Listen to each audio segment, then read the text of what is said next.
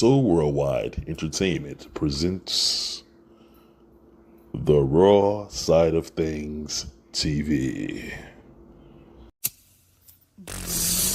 Bam bam on the beat, baby.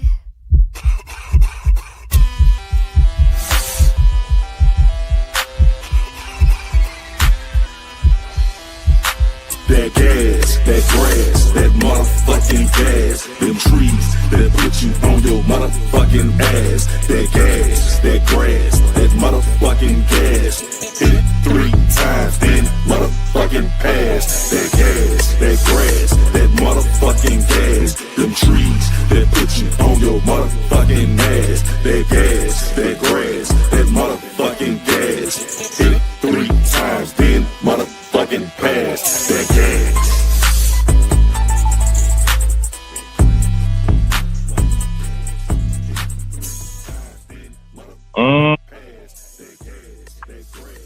Boy, it look like we back. Oh shit, we back, baby. You know what I'm talking about? Hey, it's the raw side of things, man. We are back in the motherfucking building. As you see, I'm outside because a nigga damn near homeless. I need somewhere to stay. You feel me?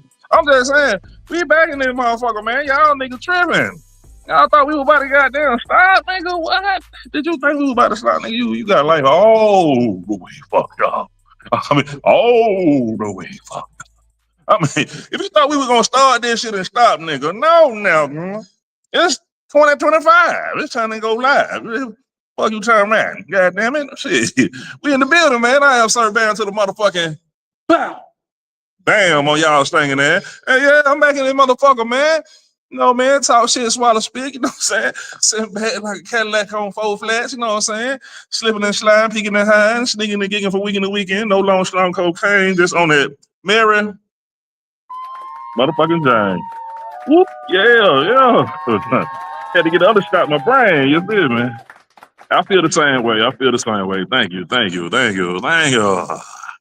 Yeah, man, we in the building, man. And we like to start the show off on a little something positive. I know y'all used to the super shit talk of the day. That's coming, goddammit, because you gotta take a shit. You know, ain't no escaping from taking a shit. But we're gonna start it off with Monday motivation for the Raw Side Nation. Yeah, nigga, that rhyme, don't it? Monday, I said, I'm saying, say like my granddaddy, you know, that nigga ain't had no teeth. Say like my granddaddy, Monday motivation for the Raw Side Nation. You know what I'm saying? Yeah, this Monday motivation for the Raw Side Nation. And this is a little something that I put together. It's called Stay in the Game. Stay in the game. Yeah, man. Stay in the game. Life is like a game, and like any sport, it's not just about who's starting, it's about who's in it to win it. See, even if you're on the bench, you're still a winner, because the real losers, they not even inside the motherfucking stadium. You know what I mean? They outside the gates, listening to the roar of the crowd, wishing they was in just to see the motherfucking game. You know what I'm talking about? But not you. Because get what? You got your uniform on. You part of the team. God damn it. You know what I mean? And you done earned your place. So don't dare sit there making excuses, because excuses are the language for the uncommitted. Excuses are for the ones too scared to play, too lazy to practice, too weak to prepare. So don't dare. When the coach calls your name, when life says you're up, nigga, you better be ready. I say, nigga, you better be ready.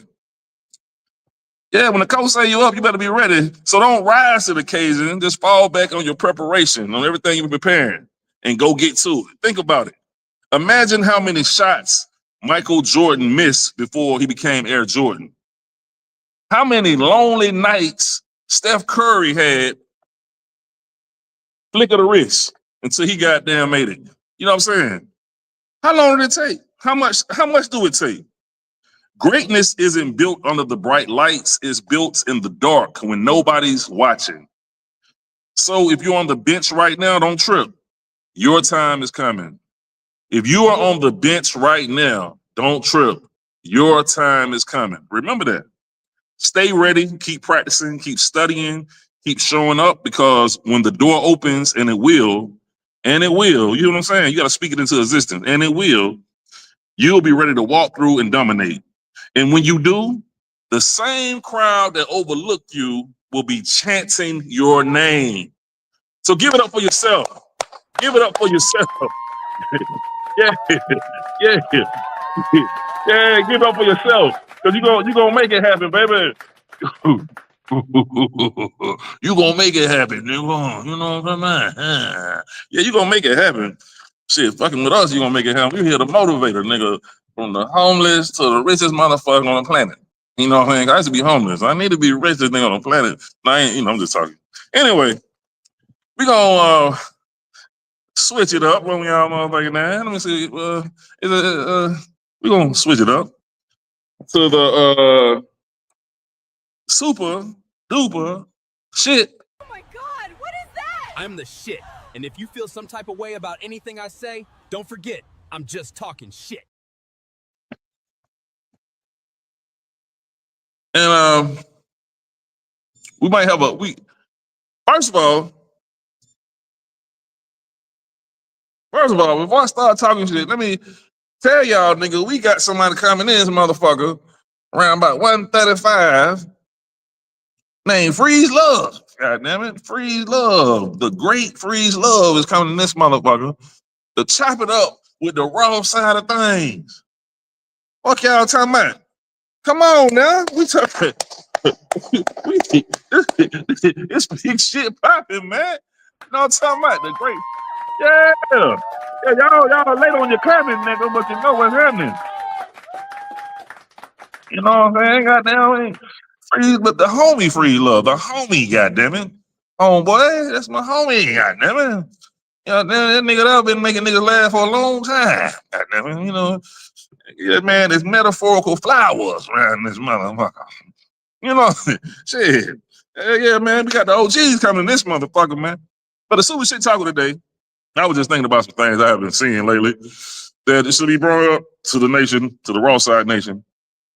Have y'all noticed this new trend? Oh, yeah, matter of fact, I got to give a shout out to my partner on the boards, Nate the Great. We might have somebody else coming through. I don't know if you see her popping up yet in the back room. What Nate the Great? Where you at, boy? What up, What's player? up, my brother? That yeah, nigga cool as a motherfucker. Man, nigga cool as a motherfucker. Why? Ain't no slipping in the pimping. Nah, man. Hey, you might have somebody pop up in a minute. I don't know if she in the back yet, but I don't know. Okay. You know, when I see them, you know, I pull them in. Yeah, man. I want to discuss something, man. It's this new thing going around here. You know, all our women are getting turned out like a motherfucker. You know what I mean? Hey, that's something we really wanted, but at the same time, when it happened, you be like, God damn, we done fucked up. Hey, I mean, it's a lot of women. You know, it's like I know. probably like 5 to 1. So it's enough women to be classy, and you still got your freaks too. You know, you don't want to be freak, but you do want a good person on to be, you know, some rapper. Right. Yeah, man.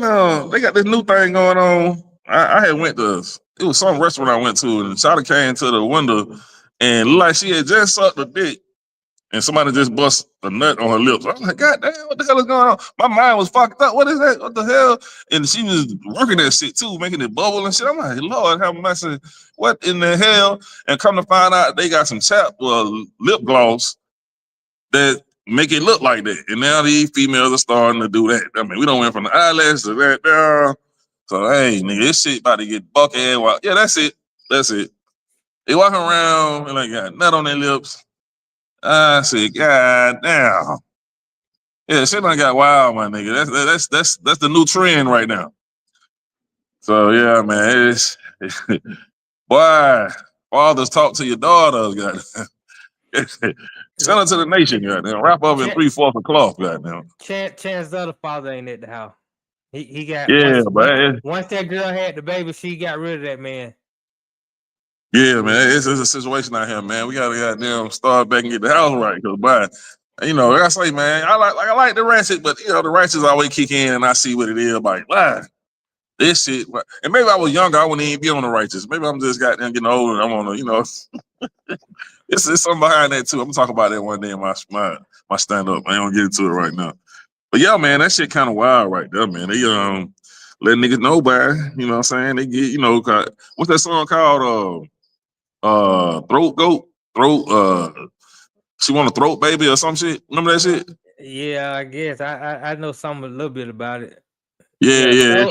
Throat baby or something like that. Yeah. They was right. on that shit. They started tattooing on their neck, letting nigga know. I was like, wow, this shit, man. Woo, wow. And I have seen how this shit evolved into this too. I mean, of course, back in the day, way back in the 60s, 70s, they had freaky ass songs. You know, we done heard a lot of shit from Millie Jackson, and you know, of course, you know, but I remember the Hot Boys had a song, I Want a Hot Girl, and I think Lil Wayne was like, a hot girl is one who swallowed and something. And I remember we was in the club back then, and I heard all the females lip syncing that part. I was like, oh shit, it's going down. You feel me? Because I remember at one time, like when Lil Kim came out, they were like, nah, we ain't with all that shit. She sucking all that dick and but they was still sucking dick. But I'm saying it wasn't as popular. Right. Then Monique and some more start getting on stage like, if you don't do it, another bitch gonna do it. You better suck that dick and this do. Next thing you know, it became popular for females to talk about it, and they got more open. And now it's nothing. It's like it don't even surprise nobody.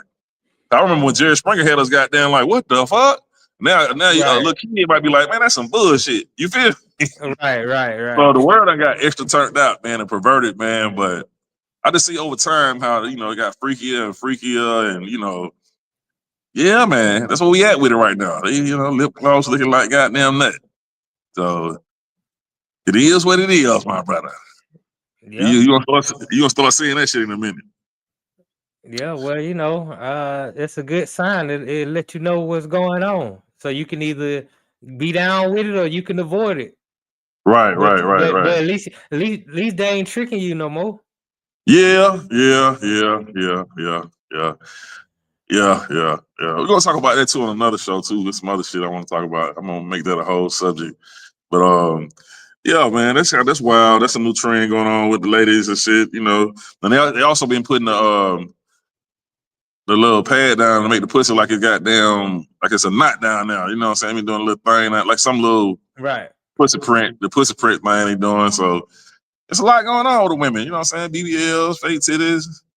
Well, you know, man, they gotta do what they gotta do, man. They gotta throw themselves out to the wolves, man, because they gotta try to compete for what's out there. And you know, unfortunately, it ain't much out there, so you gotta compete for whatever it is out there.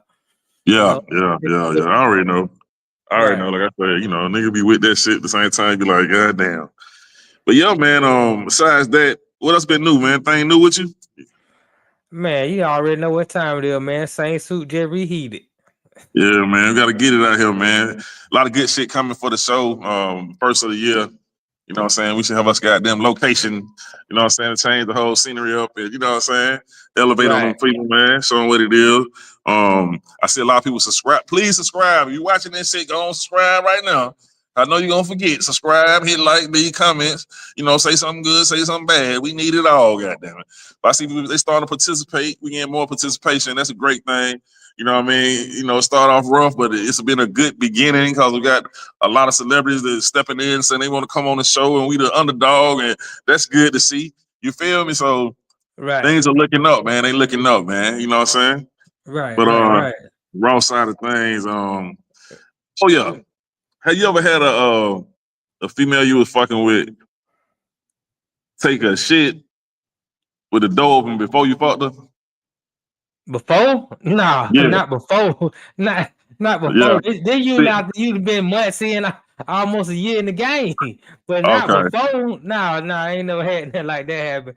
I got your own girl, Lakeisha. Lakeisha is in the building, man. Maybe she done done something like that. This motherfucker, man. You can ask her if she done done something like that and how that worked out. So well, Lakeisha, my partner. This is my partner. Man, this is my partner, man. This is my partner right here, man. She always had my back. Man, the girl had my back since goddamn day one. She's been A1. What's up, man? Nothing much. What's going on? I thought I'd jump on real quick, see what you got going on. Man, we talking about, bro, we talking about that. Oh, man, I don't know, man. You gonna trip on Well, it. I heard the last question, and I ain't answering that, but no, that's nasty. Oh, you think that's nasty? Which yes, one? I only heard the last question. Talking about the lip gloss? No, girl taking a poop, I guess. I don't know, but no. Okay, so, okay. Cause I had a female one time. It's like after we fought, she went and did that, and I was like, "This okay." You feel me? Like, okay, this is a bad bitch. Then she don't give a fuck. I don't know. For some reason, I kind of respected it. You feel me? But before, Okay. I think before it'll be different. Like before, you be like, God damn, take a shower. It just changed the whole. What you think? That dude, like, could you take a man who did that to you? Like a man that go take a shit? No, I don't even think about it. But no, that's. I hope he clean. I mean, we all do it, I guess, right? But I know, that's what I'm saying. But these that's how comedy is. You analyze shit and see what makes people uncomfortable and things they don't want to talk about. And they're like, oh, that's the good shit. That's what is the good shit. Well, this is the wrong side of things, huh? Your title says it all. And this segment is called the Super Shit Talk of the Day. So you know what I'm saying? Okay. Yeah. But yeah, man, we were talking about that.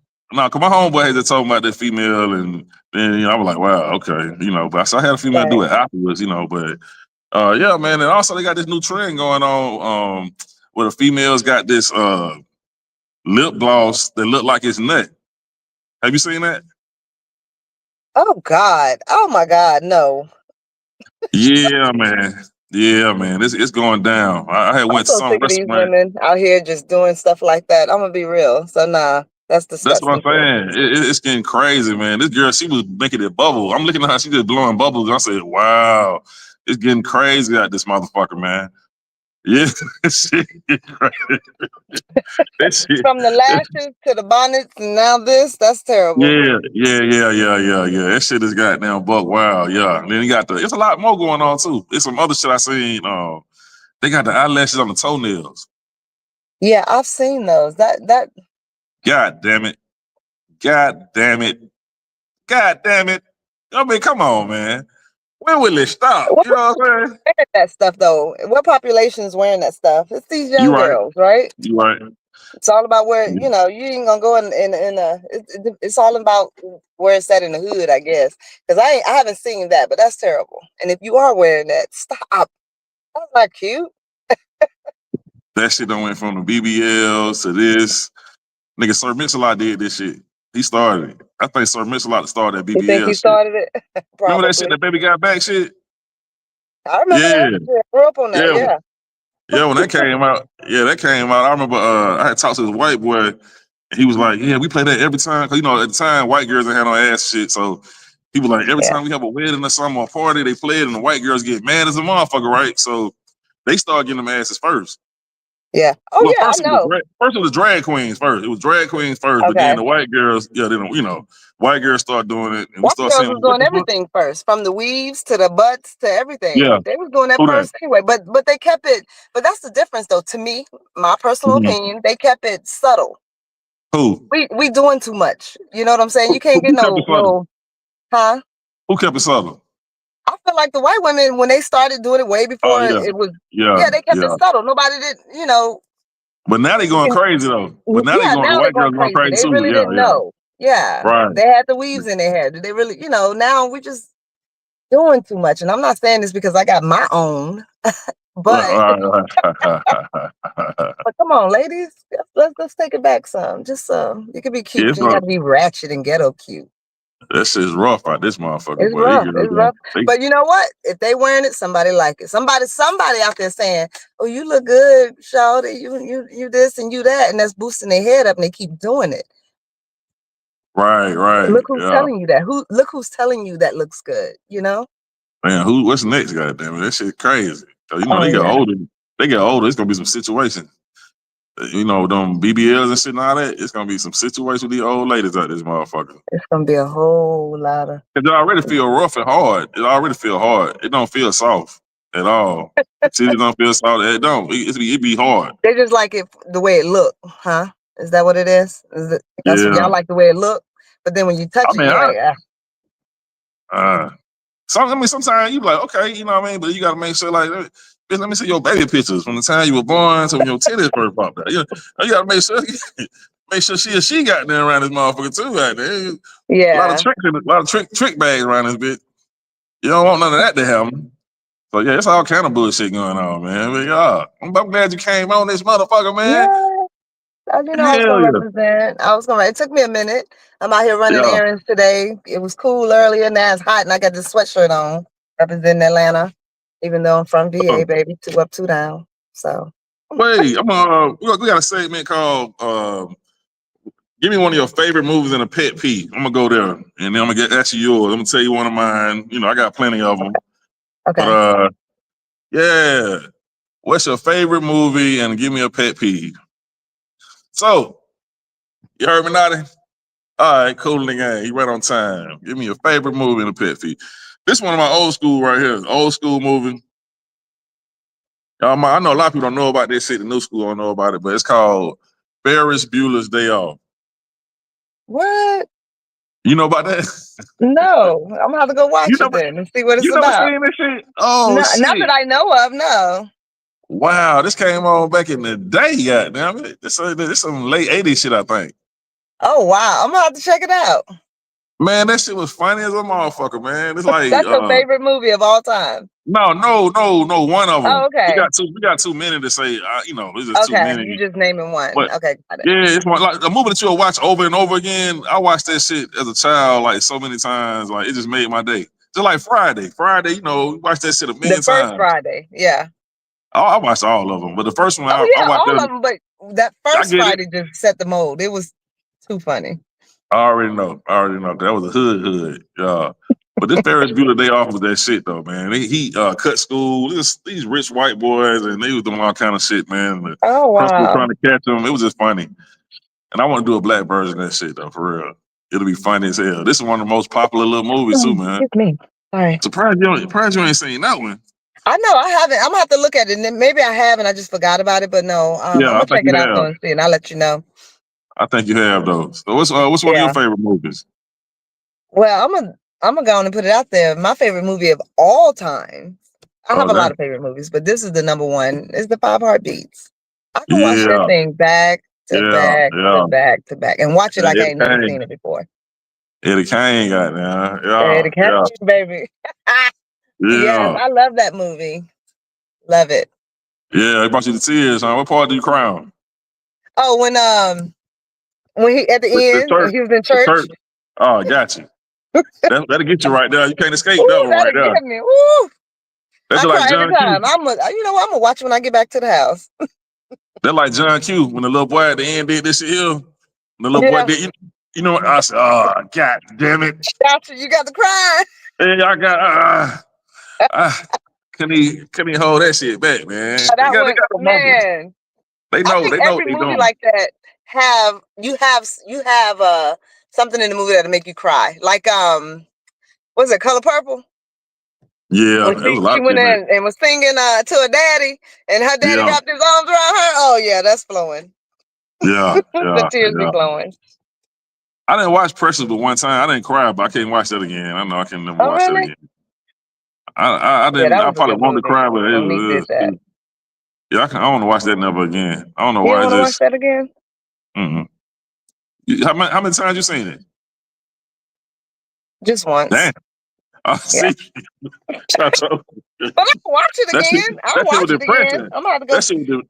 That shit was depressing right there, goddamn. Yeah, you sad as a motherfucker, man. You like, God damn.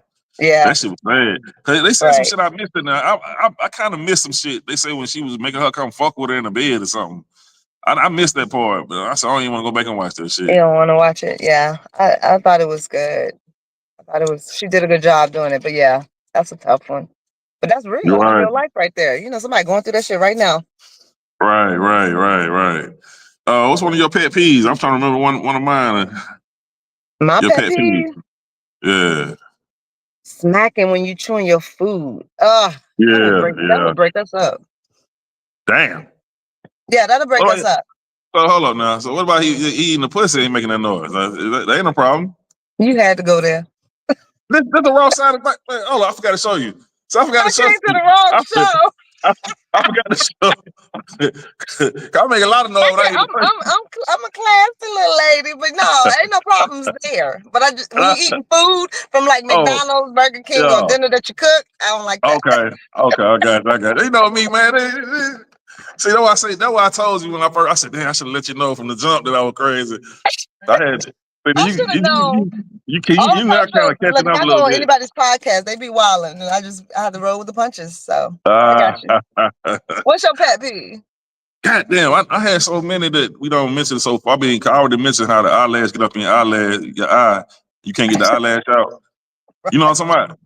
Wow, that shit does drive you fucking crazy. That will drive because you can never get it out, and then you just happen to wake up and it be gone. Like, where did it go? Yeah. You have to ignore that shit for it to leave. You have to just act like it, just like fuck it. Just keep blinking and it'll go away. Right. And bite your tongue. We talk about bite your tongue. Oh yeah. Because you know what? You can't just bite your tongue once. My homeboy just said that. You keep biting that same spot. That shit is insane. Till you taste blood, goddamn. You like, goddamn, bud. You don't even want to eat no more for the day. Yeah, you're done. Right. And then biting the inside of your jaw and shit. We talked about that. What about the pinky toe hitting that? Why always the pinky toe got to be hit on the bed? You're right. That's a motherfucker. That's a motherfucker right now. That brings tears. That make a grown man cry. Oh hell yeah! I mean, the hardest nigga in the world cry. Woo shit! Wow, that shit be hurt like a motherfucker, man. Always that little pinky toe. You ain't gonna hit the shin though. The shin. Yeah. Yeah, that shit hurt like a motherfucker too. No, you know what hurts worse than the shin to me? Who back there? I had to make sure because I'm in the wilderness. Oh, sitting they come through the bushes. All right, now I hope you ready. Oh yeah, I'm ready. I don't want to shoot the shot of nobody. Peace and blessings. Yeah. Okay, that's what I'm saying. You ready? Stay ready. You gotta stay ready today. I say that before I shoot the motherfucker. Peace, blessings. I don't want no smoke. Wow. You're gonna get some smoke. Come this way, you're gonna get some smoke. No, I tell them I don't want none. I try to goddamn back it off first. You know what I'm saying? I got you. But I don't want to talk like that. You know, you get it. Yeah, we positive. It's the art of war. It's the art of war anyway. You know what I mean? Yeah. You know, you gotta do what you gotta do to survive. Right. Yeah, man. But I can't think of the other pet peeve, man. Oh no, you know what I was saying before we got interrupted. What hurts most in the shin? So when you hit your hip on the side of that bed, hit that footboard of that bed. You don't ever run into nothing like that. I'd be ready to cut my throat. Catch that trolley horse while you fucking in the back of that thigh. That's it. Well, that's it. The girl thought her pussy was so good. I said, no, don't move it. No. So I'm about to have a heart attack at the same time. But that shit was rough. Nigga, that was what? That trolley horse got there. You did not want to stop. Shit. Your mind don't know what to do. Is it good or bad? You still in the pussy. Yeah. Funny. Yeah, that trolley horse is more. Trolley horses. Yeah, that's hard. That's some of the worst pain in the motherfucking world, man. That should have been up and start doing some shit on your head, goddamn. Yeah, it'll take you out. But yeah, man, we got somebody about to come on the show, man. I might bring him in a little early. Okay, well, I know because I'm doing some running around right now, and I'm sitting outside of a place that I need to go into, so I may have to bounce. Okay, but don't you meet this brother? At least meet this brother before you dip. Yeah, let me meet him. Hey, Not. Is Freeze back there ready to come in? Nah, Freeze ain't in yet. So okay. Probably after this short commercial break, we might be able to bring him in. I forgot about that. Yeah. So let's go to this short commercial break. And like I said, this is the raw side of things. Stay tuned, baby. Yeah.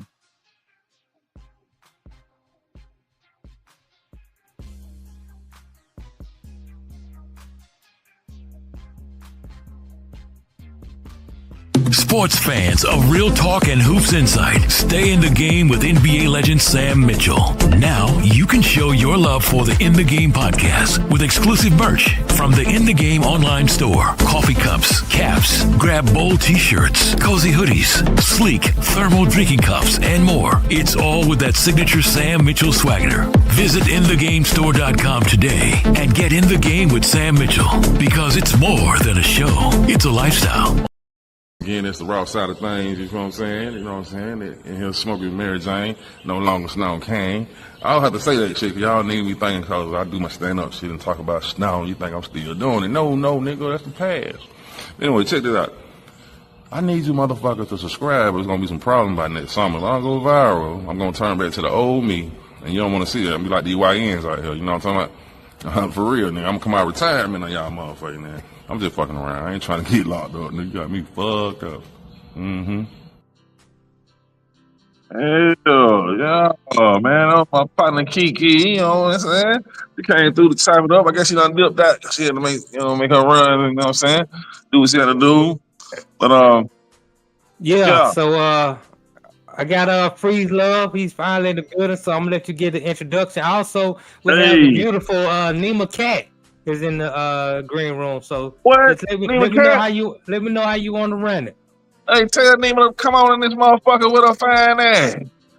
Come on in here. Come on in here so we can introduce Freeze Love, goddammit, and give him a round of applause. Introducing first the great Nima Cat, the great Nima Cat. What's up, guys? You made it. You made it. Damn. I almost forgot about you. I started watching Netflix. Oh shit. Yeah, I'm glad you got that. Remember, I said shit. Yeah, man, it's all good, man. We're gonna bring Freeze Love in this motherfucker, man, and talk that shit to this brother. So we talking about the great Freeze Love. Come on. Yeah. God damn it. That's what's up. What's up, baby? How y'all doing? What's up? Yeah, there you go. There you go. He got a little bit. Huh? Yeah. Freeze Love, what's your ethnicity? I'm sorry. What did you say? What's your ethnicity? Sorry about that. That was my alarm. You got me? What's your ethnicity? God damn it. We can hear you. Hold on. I can't hear you now. Oh, yeah. You might have to start over. There you go. Hello. Can you hear me? Yes. Can you hear us? Yeah. My alarm went off to tell me that I'm on the show. Okay. So I have a question, man, since you're here now. Yeah. What's your ethnicity? Blacker than black. I can see that. I can see that. I'm indigenous. I'm indigenous. 5 generations mixed on both sides. Okay, what state you from? I'm from Los Angeles, California, born and raised.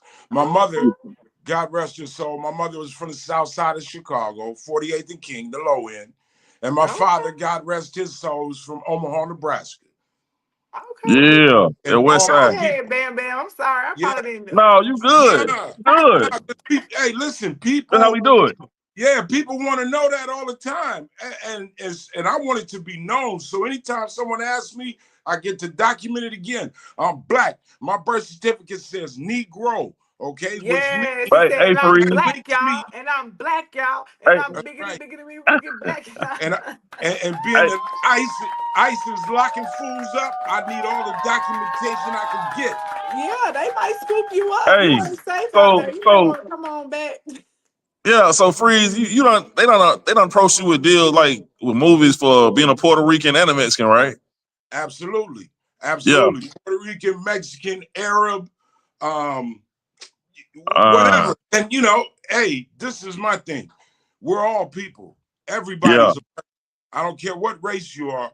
I'm not one of, when you start talking about race with me, come on, man, you're talking about a European invention. Europeans invented race. God didn't invent race. God invented people. Man was the one who started putting labels and separating and all that. So when you get down with that, to me, you falling under somebody that didn't. Look, black people invented so much. Why do we gotta follow something that somebody else invented? Okay, I have something to say about that. Did you want to do an intro for him or something, Sir Bam Bam, before we get deep in discussion? You want to tell your followers who Freeze-Love is, what he does? Yeah, we're gonna come back to it. We're gonna come back to that. All right. We're gonna come back to that. For the people that don't know the great Freeze-Love, man, tell us once again where you from and what made you fall in love with comedy. Hip-hop. Yeah, I know hip-hop. I know you a hip-hop nigga too. But comedy, and when did you know it was on and popping? Like, when did you know, like, man, I'm in here? Like, what role they gave you, or when did you know, like, man, I'm all the way in the game? We go ahead and tell the story, bro. Yo, okay. So my name's Freeze-Love. I started professionally in entertainment business in way back, 1987. I signed my first professional deal with Profile Records as a rapper. And I was a part of a group, AWP, out of LA. And I even when I started rapping, my whole concept was I'm gonna be a rapper that raps about funny stuff. I'm gonna make all my rhymes about bagging. Like, you know, I would see a group of girls and I would just go in. The girl in white, boy, she's a fright. The girl in yellow can't get no fellow. The girl in green can frighten Halloween. You know, and mind you, we talk about 80s, the early 80s. So the only kind of rap voice that was prominent for the whole culture was Curtis Blow, and the DJ voice of rapping like this and saying like that, a hip hop. You know, we was all into that. You weren't a real rapper if you didn't have that voice down. I like it. In the place to be. Yeah. All of that. I like it. That was that shit though. That was that shit. Version of that be? Huh? What would the female version of that be? Well, Roxanne Shante. Finesse and Sequence. Don't forget Finesse and Sequence. You know, Hey DJ. You know. Yeah. Involved in hip hop from the very start. Don't ever try to, you know. So people need to know that from the very start. Finesse and Sequence was the first females that were really putting it down. Then you go into their names? Finesse and Sequence. Finesse and Sequence. I'm gonna have to do my research on them. That's dope. I'm glad you said that. Yeah. Because female hip hop is a big thing right now. I don't know if you know. Females are running the rap game right now. Yeah. Hey, you know, the rap game right now is, to me, is so huge. It's full blown global now. You got cats in India rapping. You got cats in the whole world. Ukraine. The whole world. How can you? I ain't gonna say that. Yeah, the whole world. The whole world. And women, you know, I mean, you could say women is running it, but hey, I've seen plenty of times where women was running it. You know, with Queen Latifah. MC Light, they was running. MC Light was running hip hop at one point. Don't. You can't say she wasn't. You know, if you really have been down with hip hop from the beginning, sisters have always been killing it. Always. They have always been present, but we've had, you know, eras of, like you said, where females are dominating or males are dominating. But for me, I'm not, you know, I don't have a lot of time on me, a lot of age on me. But for me, rap has always been like a male thing with one or two females in it allowed to shine. But right now, it's very much female dominated. Well, in the early, well, in the 80s, you know what he talking about? It was more females rapping, but now all the women want to rap. That's the difference right now. Like all the females you run into want to rap now, so that's the difference. Yeah, and in the 80s, it was more group oriented. You know, you had your duos, your trios. Then you had the singles, the Queen Latifahs, the MC Lights. But I feel like right now I can listen to a Pandora station with nothing but female rap, and it's hit after hit after hit. where I would say maybe 10 years ago, 20 years ago, that wasn't the case. True. Women, if women are running it right now, they deserve it. They deserve it. They do. They do. Shout out to all the women that made that possible, though. Hey, Free. Work for the longest, and it's we're at that time in progression. The world is at the time in progression. I'm sorry, whether you like it or not, the female voice has to be heard. Their point of view has to be seen, unadulterated, not bent into what to fit in. Nah, unapologetically speak your piece, speak your time. Yeah. So if and it's come to that where they're running it, they deserve it. And they answering back to all the shit that niggas been talking in the 90s and 2000s. So now they answering back and doing their thing. I get it. But let me ask you something, bro. Hey, was Todd the first rapper in on the West Side to rap? Who? Todd. Oh, Toddy T? No, Todd. Too Short. No. No. I mean, but hold on, no. Well, him and E40. I would say Too Short, because I'm gonna be honest with you. I remember when I was in the Army. I was in the Army from 1984 to 1987. I served in Berlin. I served in Fort Polk, Louisiana, and I distinctly remember bumping Too Short at Fort Polk. So we're talking 1987, and a lot of cats from Oakland that I was in Too Short. Okay. They a lot of dudes I was in the Army with that I had never heard of Too Short. Cats from Oakland was waving the banner. This is Too Short. You don't know Too Short? And it was like, oh, okay, Too Short, huh? And I started getting into him. So I would, definitely. What, for me, I would say, what really started the movement, though, because Tupac was out there. I mean, not Tupac, but Too Short was out there, and he was from the Bay.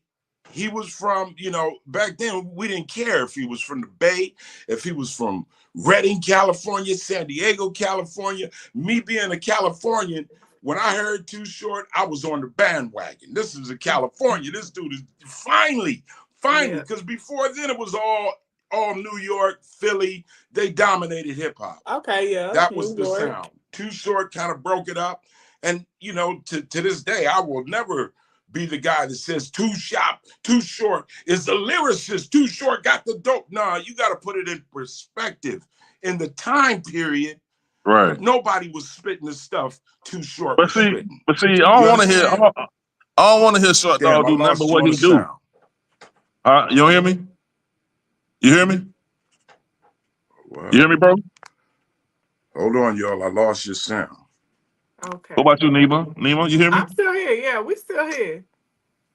But the guy he talking about Too Short, Too Short, right? Okay.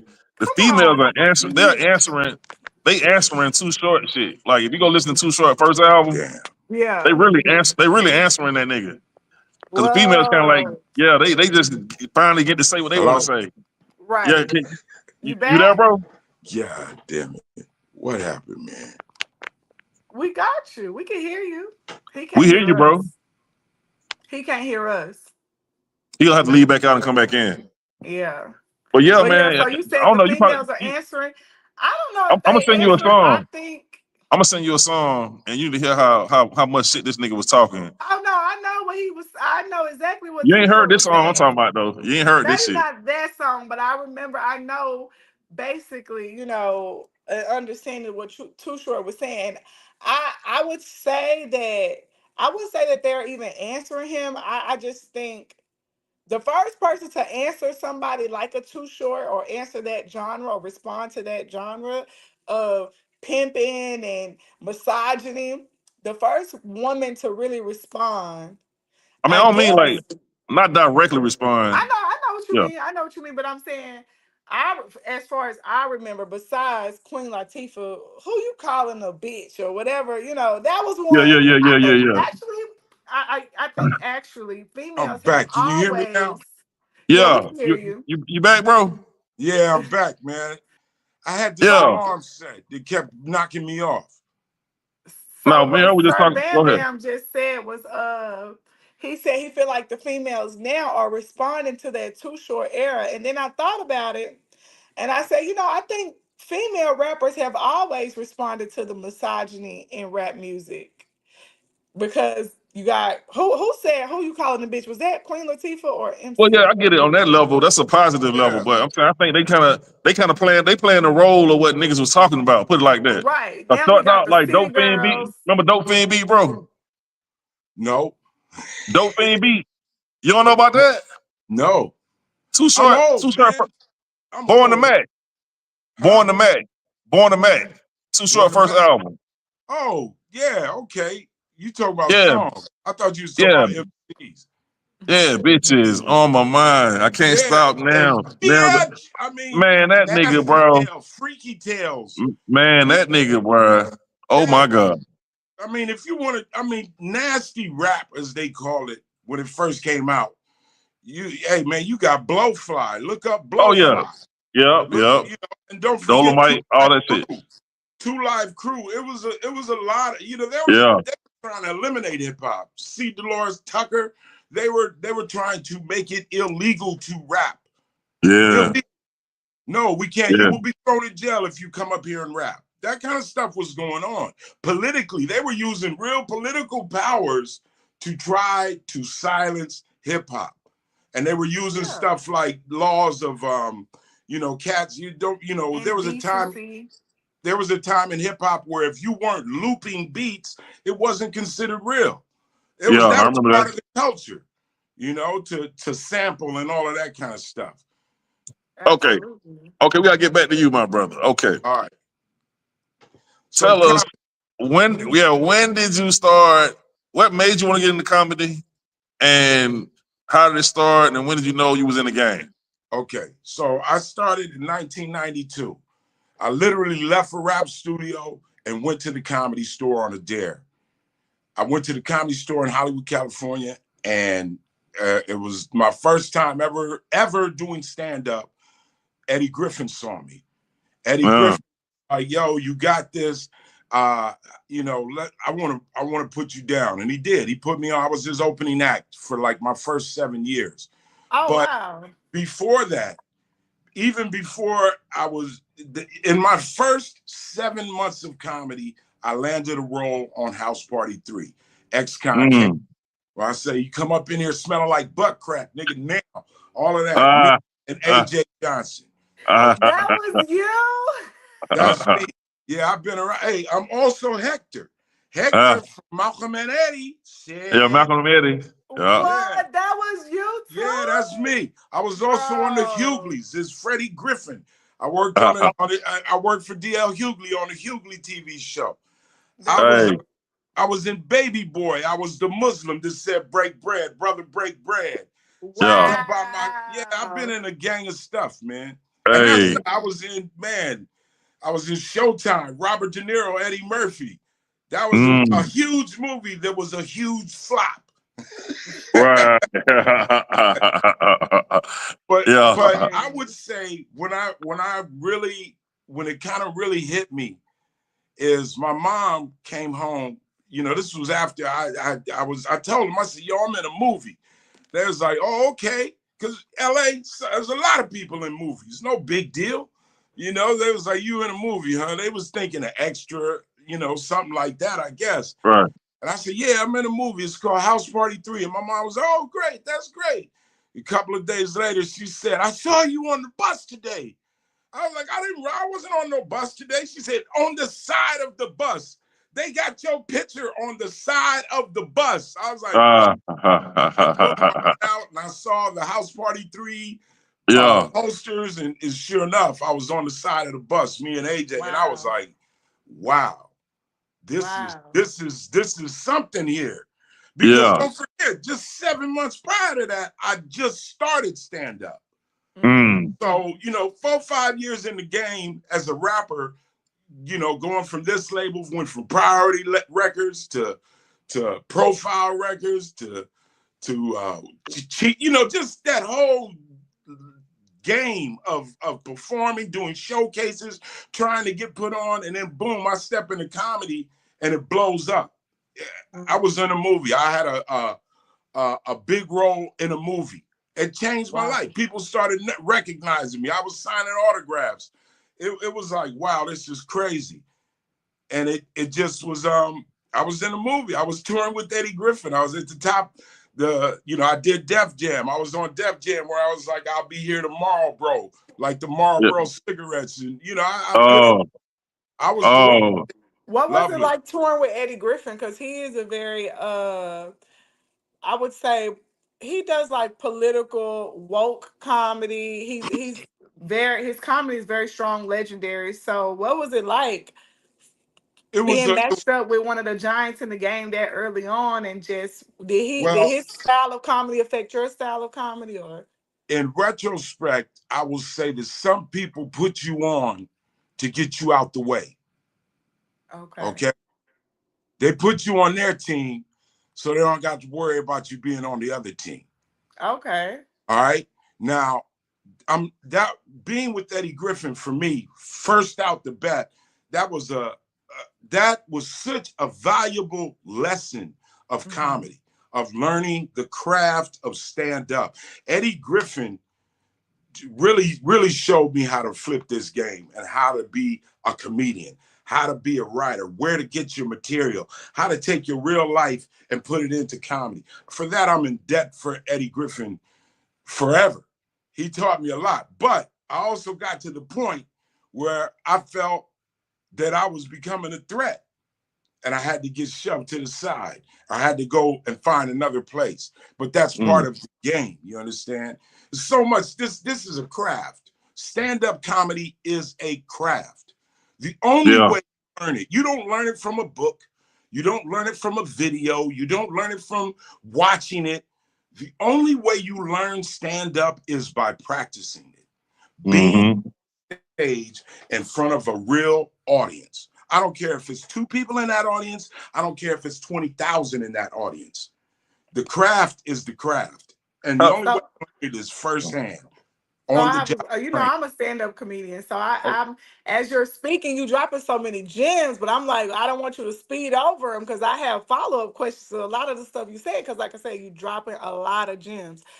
What you said about sometimes people put you on their team to get you out the way, that happens in music. Rap labels assign the competition if you sound like they artists and they want to shelf you and stuff like that, but you don't really hear about that happening in comedy. So can you expand on how you became, like, in what ways do you feel like you became a threat? And what was he trying to prevent by keeping you close to him? Well, and two parts of that too. Add on, what made you start doing the voices? How did you figure that part out? And I know that's one of your secret. That's one of your secret weapons. That's your superpower. Yeah, and honestly, that superpower was with me from a child. I got that from my pops. My pops used to come home from work and he would tell the story of his day, and he would put everybody's voice as who he was talking to. He's like, man, I got to the parking lot and here comes Sanchez. Oh, Mr. Farmer, why you not drive me? Why you took the bus today?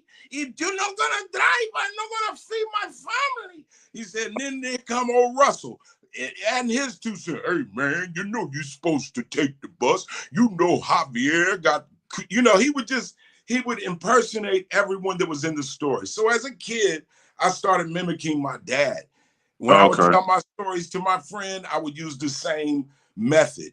So my voice, if you ask any of the people that grew up with me, they laugh every time they see me on TV or on a movie, because they're always like, man, you ain't doing nothing different than you didn't do when you was a kid.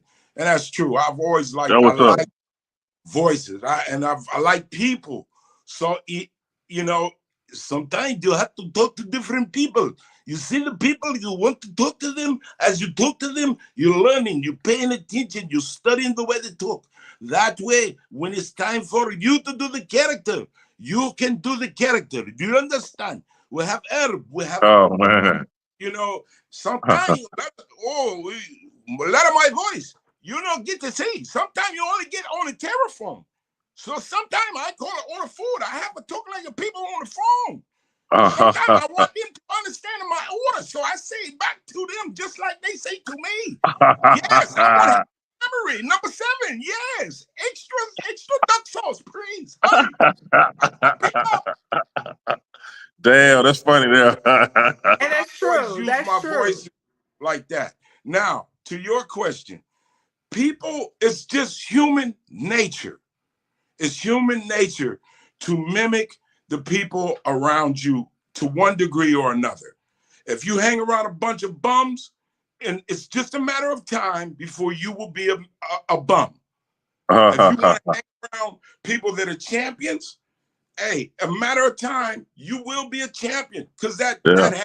So what I mean is, I'm a young dude, don't know nothing about the game of comedy whatsoever, but I just stood a room up. I just lit that mug up. I didn't even know what I did. Here's Eddie Griffin. He's at the top. He's coming up. He sees how this game is all clicked up. You got a group of guys over here, you know, Alex Thomas, Daryl Heath, Chris Spencer. You got another group of guys over here. Man, what's my man's name? Arnez J. And whoever. It's just different cliques. Yeah. So Eddie was like, yo, this dude is fire. He's like, how long you been doing this? I'm like, I just started. He's like, I don't mean the room. I mean comedy. I'm like, I just started. Tonight was my first time. He was like, come here. I got you. You on this team. You're not going to fall over there to that team. Yeah, I got you. Or you're not going, you're going to stay in this camp, and we're going to cultivate this dude here and get him right. And now our whole camp is stronger. That's what I meant by that. That's fire. And then you get to a level to where you realize, wait a minute, it ain't no camp. It ain't no clique. It's you. It's only you. You don't have friends in this business. Don't think you do. Yeah. This is a business. If you have a friend, don't involve them in your business. If you meet somebody at the comedy club, you both comedians, it's cool to have a relationship. I don't suggest letting them come to your house. I don't suggest that. I get down with a lot of comedians, but I keep them fools at arm's length. Yeah. Because one thing I had to learn, and it was a hard pill to swallow, comedy, part of the culture, part of the craft is stealing jokes. Yeah, bro. That is I part been through that. It's not, you can't do this from hip-hop. You would never steal somebody's rhyme and say it's like it's your rhyme. You would never do that. But comedy, that's part of it. Part of these, there are comedians who came up on that side of the culture that will try to steal a joke quicker than their friend will steal the joke, who is stealing the joke from someone who stole the joke. That used to drive me insane. But now, with 30 plus years in the game, I fully understand. You can't be upset when someone steals your joke. The reality is it's a compliment. You're doing something because they want to do it. So don't get hung up on a joke. Get hung up on how you came up with that joke and go come up with some more. Okay. Yo, man, if I was to sit here and name you the comedians that have bit from me, we'll be about an hour on this show. I take pride, and I can look right in this we ain't gonna do it like that. Comedians and tell you, you know goddamn well who I'm talking about. But do you? Because at the end of the day, you're not a source. I'm a source. You get it from the horse's mouth when you get it from me. I tell you who else is a source. My dude, Freddie Ricks out of New York. He's a source. Who else? Yes. Kenny Williams out of New York. He's a source. Yes. Yeah. You understand? Shout out to both of them, man. Giants in New York. Giants in comedy, period. Hey, man, you gotta be you can be a biter and you could blow the hell up. You could blow all the way up to the top being a joke thief. That's how I can't. You could be already at the top, and that's who steal the most jokes. You damn right. At the top for a while, you lose the sauce. Because don't forget, this is a business. This is a business. So if you're at the top and you have access and you've based your craft ability on stealing jokes, you don't stop stealing jokes when you come to the top. You steal more jokes. God damn. And you get down, and I'm not knocking it. I'm not, because guess what, man? There is room for everybody. There really is, especially if you're Black. They got us thinking, oh, this is one little keyhole that we can fit into. That used to be at a time, but it's not that anymore. Yeah. That's been blown out. Only thing that's stopping you now is you, whoever you are. Don't let no one can get in your way. You don't have to worry about the joke thieves. Keep creating jokes. Keep creating jokes. So when they say one of my jokes, and don't get it twisted. There's certain rooms that I may go into, and I'll see certain comedians. Okay, I say in my head, blink. Okay, we only doing old stuff tonight, because I ain't got time to get mine off on my new joke. Yeah. You just gotta. If you're in long enough, you know who's doing what. You stay away from them in that aspect. A lot of times now we are, and I don't mean to cut you off. We are. You have to post yourself doing the joke. Hey, that's how you lock it down. That's how you lock it down. You lock it down, but on the real, they still gonna steal it. But at least now you got proof. Yeah, you got proof. Yeah. You got proof. But do you got the money to go to court to fight with George Lopez? No, it's really just to let everybody know, not really go to court, just to let everybody know it's yours. That's all. Yeah, so people will start following you and start coming check you out. Like, oh damn, Ali once stole your joke. Let me come see what you talking about then. I got a joke, right? This talks about paying bills, right? And you call up here again. The punchline is, if you call up here again, your name's coming out the hat. Okay, where's the joke where I say, look, I put everybody who I owe bills to, I write them on a piece of paper, tear it off, put it in the hat. I pull out 3 names a month. If you call up here one more time, your name's coming out the hat. You won't even stand a chance to get paid. That was a joke I came up with. I had posted that. I did that on Master P. I Got the Hookup Comedy Jam. Yeah. Where I'm wearing all blue camouflage, and if you go back and look at that, Master P. I remember. Yeah. I done seen you so much, bro. I done seen you in everything right now. By the time I did it on that, it was the joke was already 6-7 years old. But anyway, somebody posted a picture of some white woman doing the joke. Damn. And they accused me of biting this person. So you already got it recorded. Yeah. So there's your post. To me, it's like, okay, so it's not who created the joke. It's whoever posted the joke first. Yeah. You understand? So all I mean is, rather than sit up and argue with the dude, because when he sent me that, I was like, okay, cool. Also, check this out, my comedy special. Check this out, my Def Jam. Check this out, Master P. Like, dude, I don't even want to hear it. I create my jokes. And sometimes great minds think alike.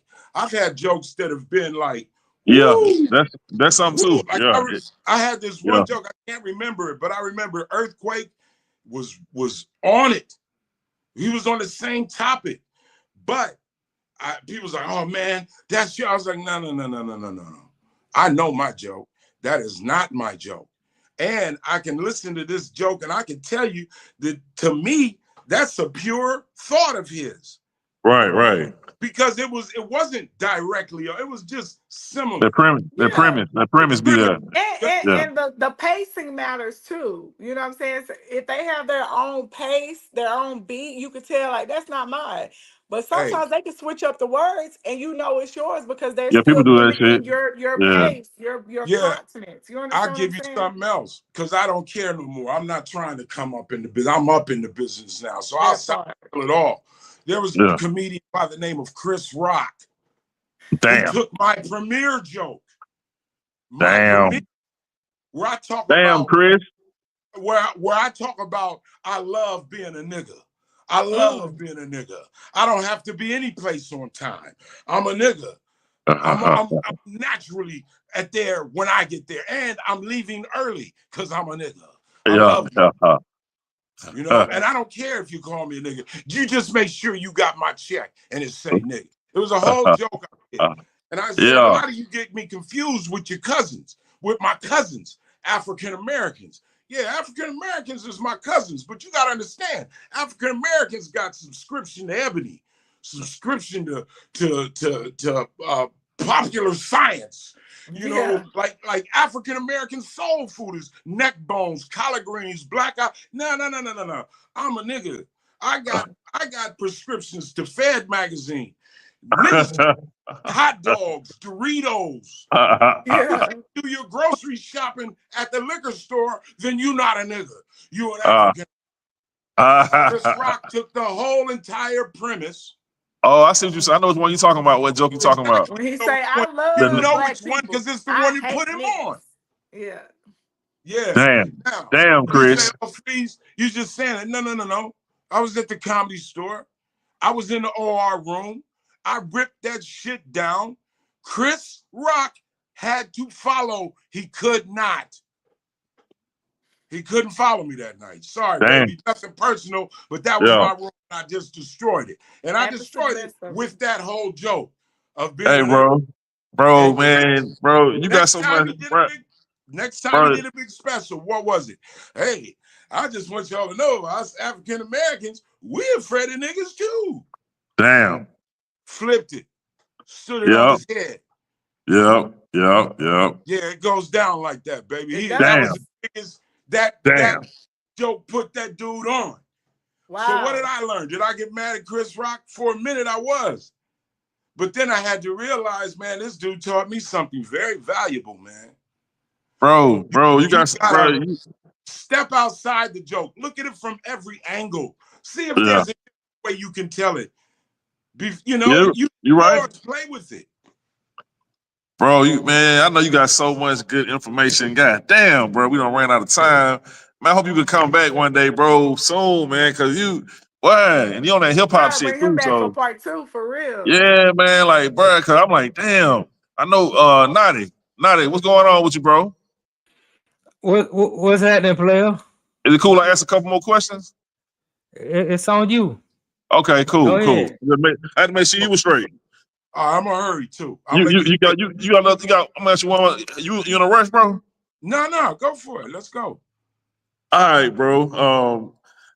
Tell me, what's the most exciting times you done had? Like when you what movies you had so much fun on that motherfucker that you know what I mean you'll never forget it, and tell us some memorable moments. You know what I mean? I'm gonna tell you. I think for me it was Showtime.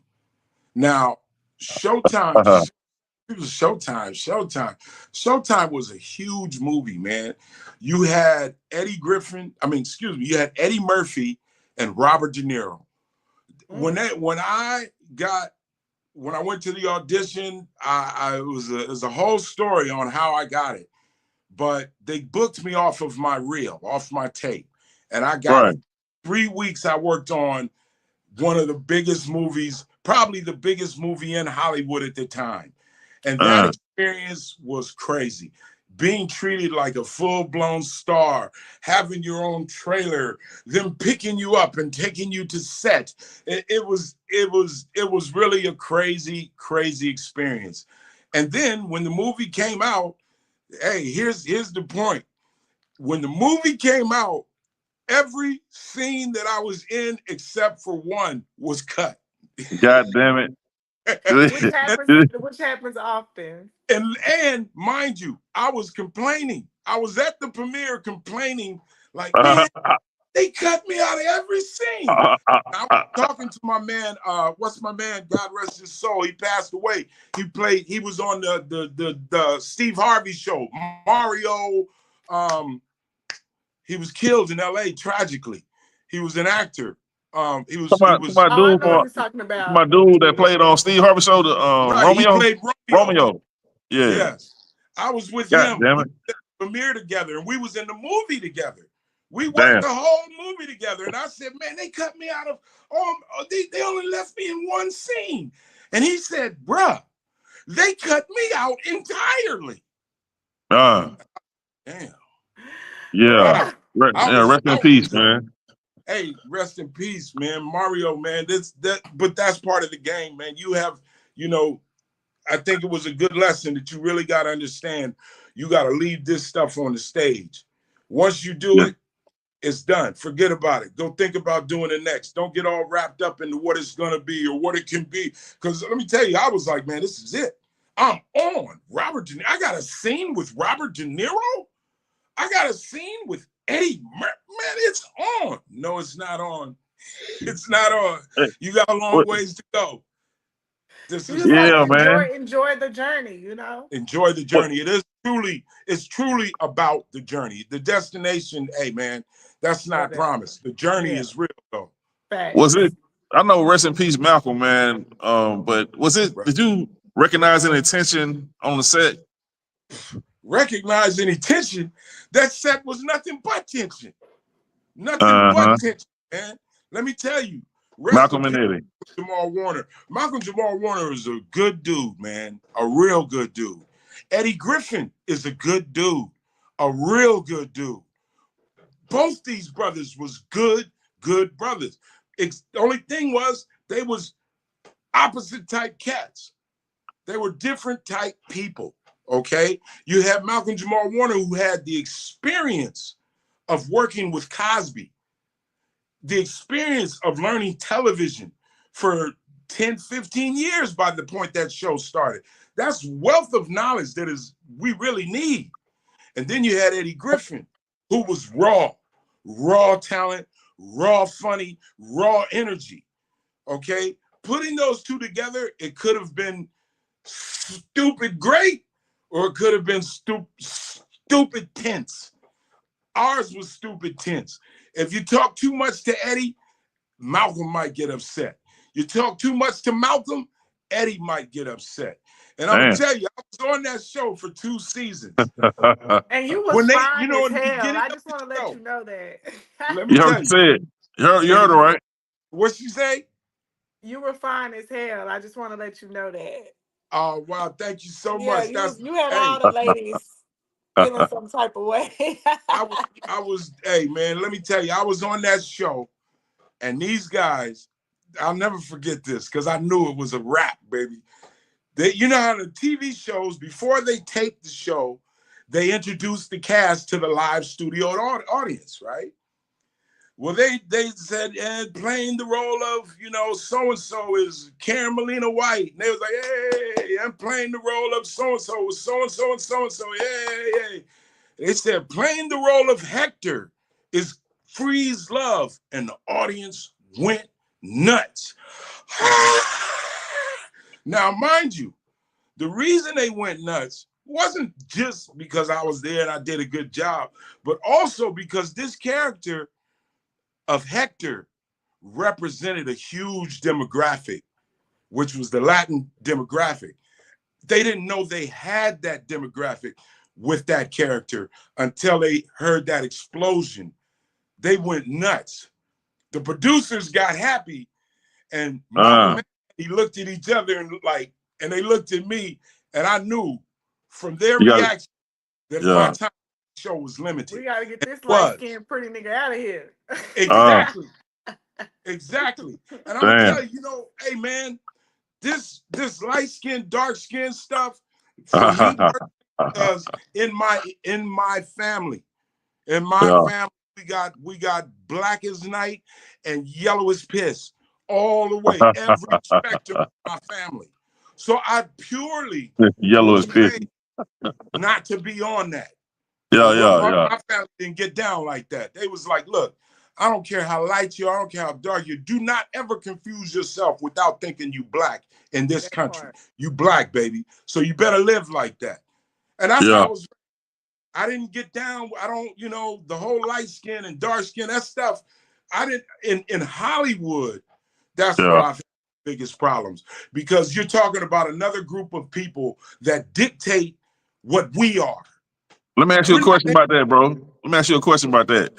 I'm hearing that they not even letting the dark-skinned girls in the club, at these certain clubs out there in Cali. Man, let me tell you, when you talk about Cali, that could be so true. That could be so true. And then you go down the block and they're not letting fat girls in. Then you go up the block, they're not letting dudes with dreads in. Who cares? I'm like this. If they don't let you in, fuck them. I heard about that shit. I was like, damn, they still doing that shit? That's crazy. Man, and you come back and light their ass up with a bunch of dark-skinned people, whatever it is, man. We can't stand for. We got to be unified. We got to have it back, because anytime there's a crack in the wall, you better believe that crack is going to be exposed, and they're going to enter at that crack and split the whole wall apart. So I say be unified, man. I don't care what color, you know. And that's real talk. Oh, light skin, dark skin. That's not us. That's somebody else putting that in our mind, and we roll with it. I'm not with exactly. It. I know. I know. You on the real shit though, bro. Yeah. Man, I'm gonna be honest. You know, you touched on something that really has. I remember one time, me and Charlie Murphy, we was in Houston, because I toured with Charlie Murphy for 8 years. I wrote for Charlie Murphy. I toured with him. We created together. I created 4. We were tight. That was my dog. For eight years, we did 2 world tours. I went from Finland, Norway, Glasgow, Scotland, Reykjavik, Iceland, all the way to Australia, to Melbourne, Australia, Sydney, Australia, to Auckland, New Zealand, all with Charlie Murphy. We went around this world, lighting it up. We was killing it. And what to me, what really put a lot of that to the end was in Houston one night. We was at the Houston Comedy Club. We had great shows. It was after the show. We were supposed to be out of the green room. It was like 3 o'clock in the morning. We were supposed to be done with the green room. We were supposed to be in the car going back to the hotel, but we was hanging out in the green room, drinking, laughing. And the manager said, Charlie, there's a girl out here that wants to meet you. And Charlie was like, is she fine? And he's like, yes. He said, tell you what, bring her in then. Because if she's fine, then I want to meet her. We all laughed. The broad came in, she saw Charlie. Oh, you were wonderful. You was great. Oh, you made me laugh so hard. And she turned around and she saw me. And she said, and you, oh my gosh, you were phenomenal. And I know it's because you're light skinned. You're She said that? She said that? Yeah, she said that. Yeah. And I was like, what? First off, you ain't even from this country, motherfucker. Yeah. And you come up in here kicking up some bullshit. Yeah. Said that, Charlie looked at me, and I looked at him like, hey, man, fuck her, man. You know what's up. But it wasn't reciprocated. It was a second where he was like, damn, that's a problem. That light skin shit. You know why, Freeze? Because being, light brown myself, for us, like you said, we don't think about it. We don't care. But it's kind of a pain and a shadow, no pun intended, that they carry for a long time. It's something that they've been aware of. When you're dark skinned, you've been compared to light skinned people, and you've had to be the underdog for a long time. So when you finally make it to stardom, here come that old boogeyman from your past, your insecurity sneaking up on you again. So it's a bigger thing for them than it is for us. Well, and see, here's and back to what I'm saying. We look at it as a bigger thing for them than it is for us. But the reality is just in the same boat. The same boat. We are in the same, and we can't. People have that feeling because it's true. They have been overlooked. They have been slighted because they're darker than the person in front of them. This isn't made up. This isn't somebody just start up and say, "Oh, we rolling with it." No, this is Our people deal with all kind of bullshit when it comes to slave mentality, from light skin to dark skin, good hair, bad hair, up north, down south. I mean, we got so many, divisions, then religion. But I ain't gonna lie, bro, that light skin, dark skin shit had us fucked up. We was young though. I mean, I know one day I was in the house sleeping with my cousins, everybody asleep, and my homeboy said, it's Redbone. niggas woke out of their sleep and ran to the door like they was about to fight to get outside to see this red bone. So I was like, oh, that's a red bone. So from that day on, I'm like, damn, that's a red bone. In my mind, this is where it's at. So, you know, it's like what you learn. You learn these things. Check this out though. Because red bone, I used to say, we've all said it. But I remember I used to raise pit bulls. I love pit bulls. I used to, not so much anymore. Now I feel too many people don't deserve them, and dogs is messing up everything. But there was a time where I was really into pit bulls. And you know, pit bulls have a red nose, right? They got red nose, they got blue. All right. So in my research, I found a breeder that used the term red bone. Then you look at the term red bone, it's attributed to horses, it's attributed to dogs, it's attributed to animals, to livestock. So when we say, oh, that's a red bone, that's what somebody that was breeding us gave us that. And we keep going, man. We keep with it. And that's kind of like my thing. I just want people to embrace whatever they are. Your pain as a dark-skinned person is a certain line of pains you're going to face. As a light person, I remember my sister lost a job because she was at a meeting and they just in the meeting started talking about black people like they wasn't there. And my sister's like, wait a minute, y'all realize I'm black? They're like, oh no, you're not. But you're not like the other ones. Ended up, my sister lost her job. And she was like, I don't care because I know how these people are now. You know, up until then, she might not have known. So all I'm saying is that this whole game, each one of us is going to go through a challenge for whatever it is. I don't care. We're all going to be challenged. A challenge. That means it's something you can overcome. You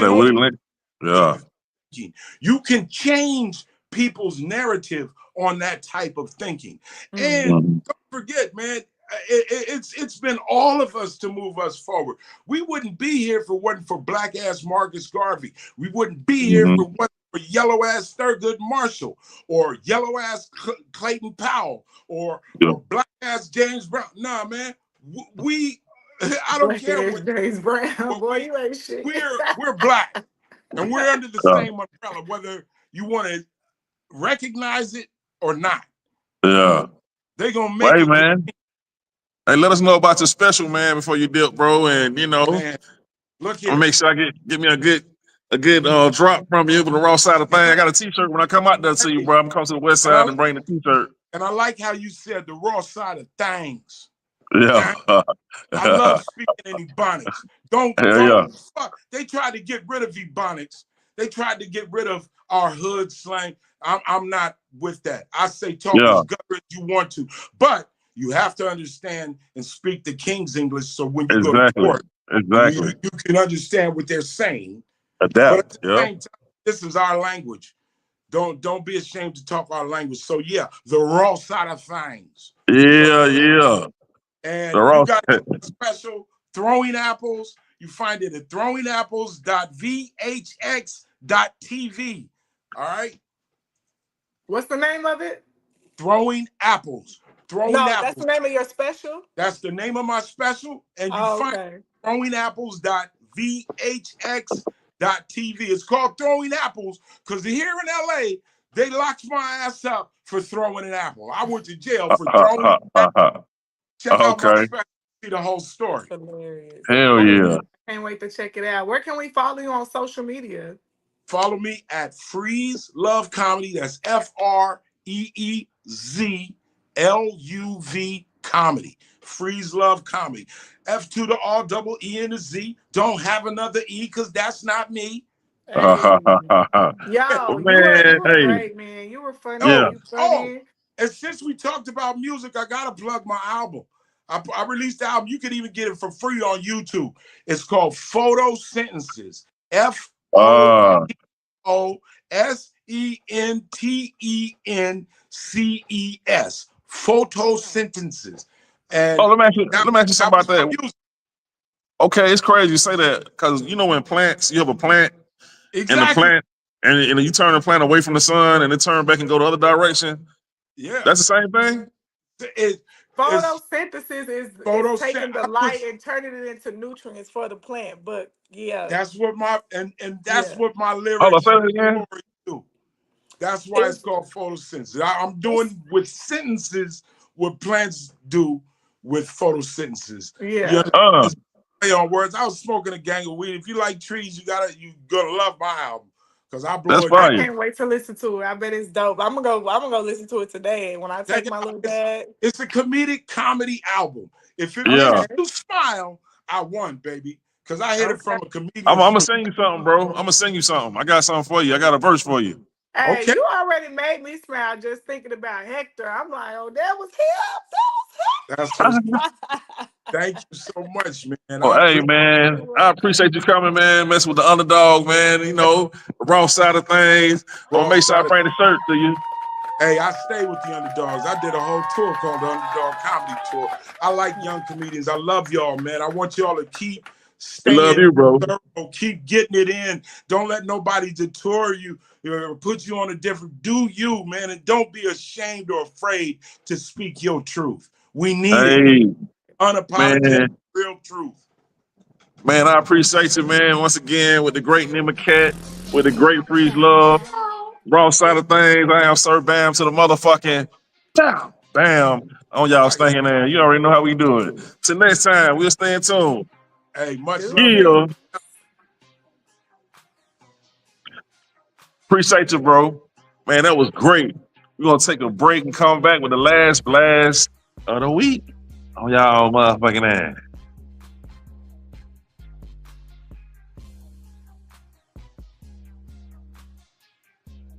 Again, it's the raw side of things, you know what I'm saying? You know what I'm saying? And he'll smoke with Mary Jane, no longer Snow Kane. I don't have to say that shit, cause y'all need me thinking cause I do my stand-up shit and talk about Snow, you think I'm still doing it. No, nigga, that's the past. Anyway, check this out. I need you motherfuckers to subscribe. There's gonna be some problems by next summer. If I go viral, I'm gonna turn back to the old me, and you don't wanna see that. I'm be like the YNs out here, you know what I'm talking about? For real, nigga. I'm gonna come out of retirement on y'all motherfucking man. I'm just fucking around. I ain't trying to get locked up, nigga. You got me fucked up. Mm-hmm.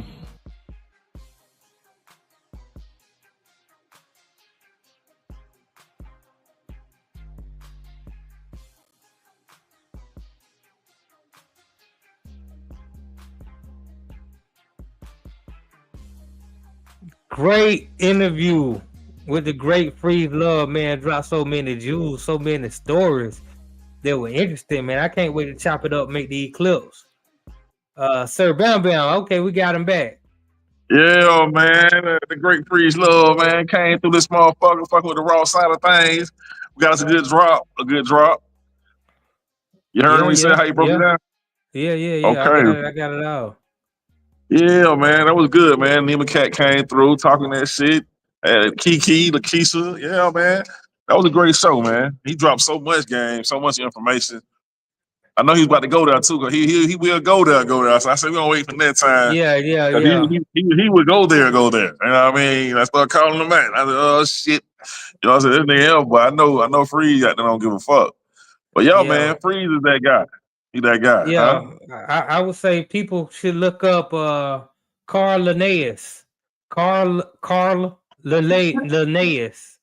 He was in 1758. He was a Swedish philosopher who really came up with the different races from white, the yellow man, the black man, the red man, and what they represent and who they were. And blacks were classified as lazy, the lowest of the class. Like before then, that's what he was saying. Before then, there was no race. It was just people. People were human. You were more defined by your ethnicity, what tribe you belonged to, what country you was from, whether you were Irish, European, African, based on what tribe, Nigerian, Ethiopian, that type of thing. You were from Spain, Spanish, you was the Moors, that type of thing. But in 1758, they came up with sort of like a class system. And that class system kind of put people where they were based on the color of their skin. So like he said, oftentimes we let a white folk dictate who we are, how we think, what we're gonna do, what our limitations are, and those type of things. And we got to break that spell, because that's just a spell that's been cast on us using words. Hey, send me that name too. To who you just said. 'Cause I don't know, it was in a book called Sold on Ice, I think. So send me that. I want to get on the information, do some research on it. Right. Yeah, man. Also, Also, make sure y'all tune in tonight. Just Simply Sports, or In the Game Network, or Built for This Radio Network. Myself and Kaja, we're gonna break down the Monday Night Football game and also recap Week 6 of the NFL. Also, Tuesday and Thursday, there will be a show coming from my direction, whether it's In the Game with Sam Mitchell, or I might even break out a controversial truth this week. So stay tuned to that for sure. And man, I this week I'm not even gonna tell them who we're gonna have on next week just yet. I'm gonna wait. Yeah. We'll wait. I forgot to do the word of the day, huh? Yeah. You forgot to do the word. You didn't even send me one, so I don't even know what the word of the day would be. Oh, really? Oh, okay. Yeah. It's all good. We got one in the bag for next week. Yes, sir. Indeed. Hey, man. Once again, it's on the popping, man. It's been a great Monday, motivational Monday motivation for the Raw Side Nation. And you already know what it is, man. We are here to represent the raw side of things. You feel me? T-shirts coming soon. About to have something new going on at the beginning of the year, so y'all get ready. About to take it to another level. You know what I'm saying? You see the big dogs coming through, fucking with us, man, and showing us love. You know what I mean? Hey, so on the popping, man, y'all just stay tuned. We about to boom. What's good on the jug, my nigga? Stop acting like these hoes is man. You know what I'm talking about? Hey, I am Sir Bam to the motherfucking dun-dun-dun-dun. Bam! With your staying ass. I'm out.